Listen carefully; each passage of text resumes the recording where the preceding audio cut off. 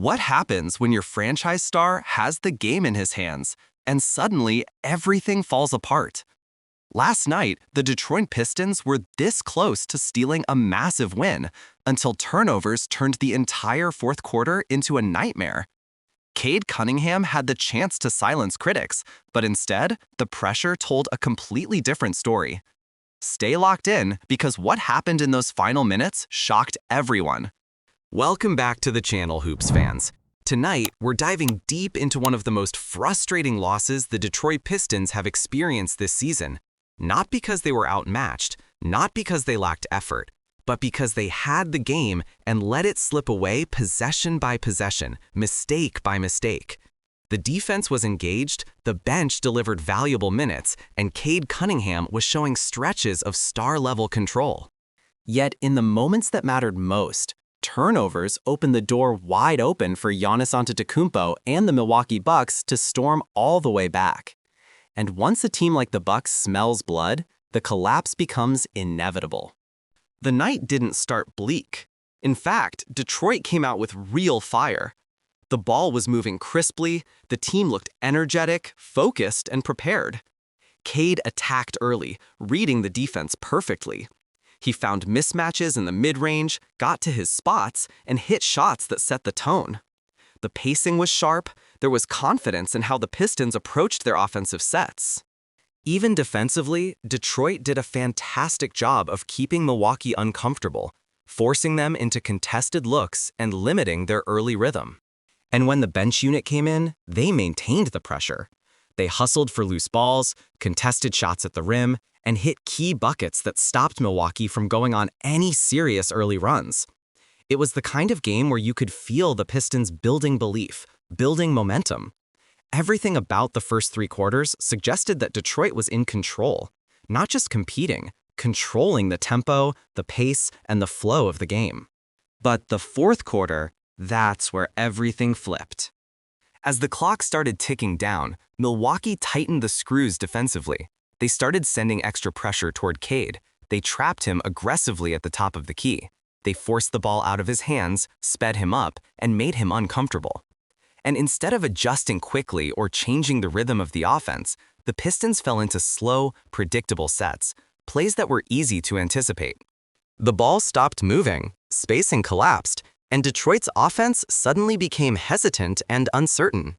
That's when the turnover started. First, a rushed pass into traffic, then a misread off a pick and roll, then a kickout that was thrown just a second too late, allowing a Bucks defender to jump into the passing lane. These weren't simple mistakes. These were momentum-shifting, energy-draining, game-changing turnovers that Milwaukee feasted on. Because if there's one thing Giannis and this Bucks squad excel at, it's turning defense into instant offense. And every Pistons mistake became a fast break the other way. Giannis used these opportunities to attack the rim relentlessly. His downhill pressure was unstoppable, especially once Detroit's defense started scrambling after each turnover. Then, Dame Lillard found his rhythm late in the fourth, hitting shots that felt like daggers to Detroit's confidence. And suddenly, the 9-point lead the Pistons once held disappeared faster than anyone expected. The pressure grew heavier on Cade's shoulders. And in his attempt to take the game back, he pushed harder. But instead of regaining control, the game began slipping further through his fingers. Every dribble looked rushed, every read felt forced. Instead of slowing the game down, Detroit sped it up. And when a young team tries to match the pace of a veteran contender in the clutch, chaos is almost guaranteed. The body language changed. You could see the frustration on Cade's face. You could sense the tension from the rest of the team. These weren't just turnovers, they were emotional blows. They shook the Pistons mentally, they drained their energy, and the Bucks, smelling desperation, only intensified their pressure. At this point, Detroit had already lost the flow that kept them competitive all game. The offense wasn't just struggling, it was collapsing. The rhythm was gone, the spacing disappeared, and players began hesitating. Shots that were taken confidently earlier in the game suddenly felt uncertain. Drives that once looked open became clogged by the Bucks' defense. Everything became harder for the Pistons, while everything became easier for Milwaukee. What makes this loss so painful for fans and so revealing for this young Pistons team is that it wasn't about talent. It wasn't about being outplayed across 48 minutes. It wasn't even about Milwaukee shooting lights out. It was about execution. Pure, simple, late-game execution. Detroit had the tools, they had the energy, they had the opportunity, but they didn't have the composure needed to finish. And when you're facing a team as disciplined as the Bucks, every mistake is magnified. Cade Cunningham's night becomes the central point of the narrative, not because he played badly overall, but because when the game demanded leadership and total control, he struggled. He flashed moments of brilliance throughout the night. His scoring was strong. His playmaking was sharp at times. He competed on both ends. But those final minutes, they told a different story. A story of inexperience under pressure, of hesitation, of frustration building possession by possession. It raises the question that many fans have been asking quietly and loudly after tonight: is Cade truly ready to be the closer? It's not a knock on his talent. He has the tools to become an elite player. But closing games in the NBA is a different skill. It demands poise under pressure, the ability to slow the moment down, and the vision to make the right decisions even when chaos surrounds you. And last night, Cade didn't show that. But it's not all on him. The coaching staff deserves some scrutiny too. The offensive sets in the fourth quarter were predictable, poorly spaced, and lacked alternative options.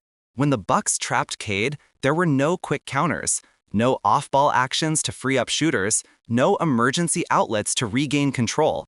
If you want your franchise player to handle pressure, you still need to put him in positions where he has support, spacing, and a plan B, and Detroit didn't provide that. Other players also hesitated too much. Some avoided taking big shots. Others miscommunicated on screens. Late-game execution is a team effort, and the Pistons simply didn't deliver across the board. But even with all that said, this loss, painful as it is, can teach Detroit something important. Young teams go through these moments. They stumble, they collapse, they let winnable games slip away. It's part of the process, part of growing into a team that can eventually contend. But they have to learn from nights like this, and they have to do it fast. Cade must learn to stay calm in the storm. The coaching staff must improve late-game play calling. The role players must be ready to deliver under pressure. Because these moments, these collapses, these heartbreakers, they're only acceptable when they lead to development. If the Pistons want a different future, nights like this must become fuel, not just frustration. So the real question for you, the viewer, is simple.